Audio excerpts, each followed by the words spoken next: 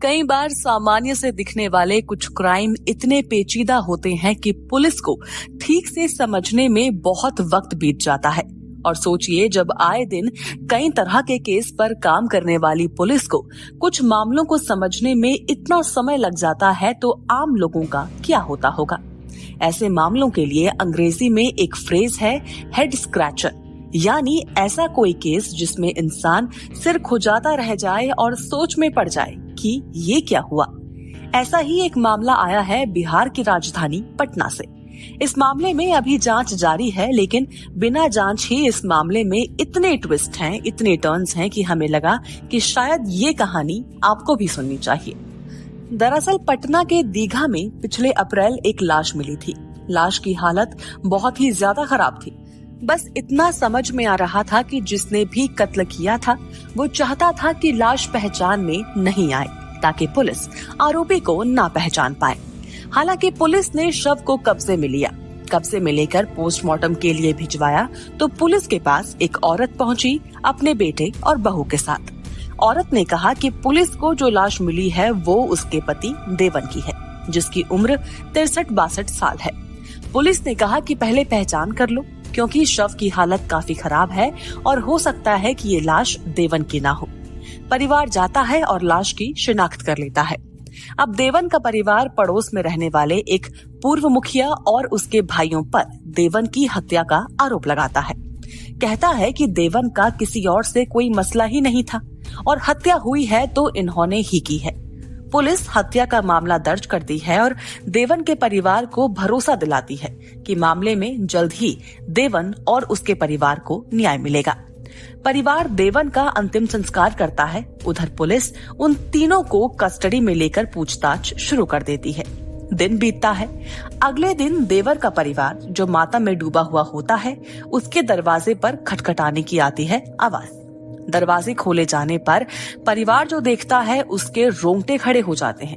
परिवार कुछ भी सोचे, समझे या फिर कहे, इतने में पूरा इलाका इकट्ठा हो जाता है और हर किसी के मन में सवाल होता है कि ये क्या हुआ और ये कैसे हो सकता है। दरअसल दरवाजे पर होता है देवन, वही देवन जिसका बीते दिन एक तरह से अंतिम संस्कार हुआ होता है। वही देवन जिंदा होता है, बिल्कुल सही सलामत होता है। देवन के घर के बाहर इतने में भीड़ इकट्ठा होनी शुरू हो जाती है। आग की तरह ये बात हर जगह फैल जाती है कि देवन तो जिंदा है और इतने में कोई पुलिस को फोन घुमा देता है। पुलिस पहुंचती है, देखती है कि घर का दरवाजा तो बंद है।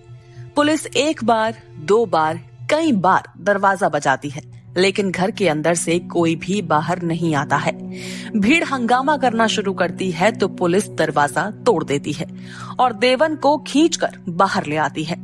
देवन को देखते ही पहला ख्याल जो पुलिस के दिमाग में आता है वो ये होता है कि देवन तो काफी अलग दिखता है उस लाश से जिसे उसके परिवार ने देवन बताया था। यानी लाश और खुद देवन की कदकाठी काफी ज्यादा अलग थी।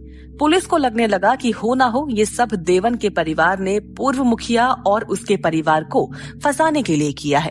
पुलिस पूछताछ शुरू करती है तो देवन बताता है कि उसे पता ही नहीं है कि यहाँ क्या चल रहा है।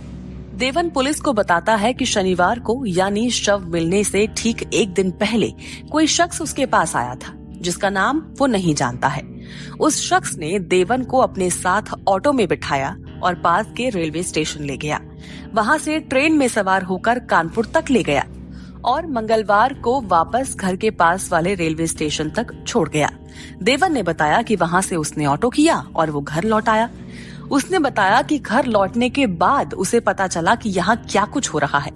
अब पुलिस के सामने कई सवाल हैं। सबसे जरूरी तो यही सवाल है कि वो लाश आखिर किसकी थी। देवन जिंदा है तो वो कौन था और उसका कत्ल किसने किया था, क्योंकि यहाँ पूर्व मुखिया का परिवार भी सीन से पूरी तरह हट जाता है। देवन के परिवार ने कैसे भला उस अलग कदकाठी वाले शख्स को देवन मान लिया? क्या वाकई इस पूरे मामले में देवन का परिवार साजिश रच रहा था? लेकिन वहीं तीसरा सवाल खड़ा होता है कि अगर देवन के परिवार पर शक भी करें तो भी देवन भला अगले ही दिन क्यों लौट आएगा? अगर उसे पूर्व मुखिया के परिवार को फंसाना ही था तो वो जाहिर तौर पर कुछ दिन बाहर रुकता, लेकिन वो अगले ही दिन भला क्यों लौट आएगा और अपने ही प्लान पर पानी फेर देगा? यही कुछ सवाल हैं जिनके जवाब पुलिस अभी तक ढूंढ रही है। ये मामला अभी भी चल रहा है और पुलिस लगातार इन्वेस्टिगेट कर रही है। इस मामले में जो भी अपडेट होगा वो जल्द ही हम आपके सामने लेकर आएंगे, लेकिन तब तक के लिए आपको बने रहना होगा हमारे साथ, सब्सक्राइब करना होगा हमारा चैनल और शेयर करने होंगे अपने व्यूज हमारे साथ कि क्या कुछ लगता है आपको कि इस मामले में क्या कुछ हो सकता है और आपकी कंस्पिरेसी थ्योरी क्या कुछ कहती है।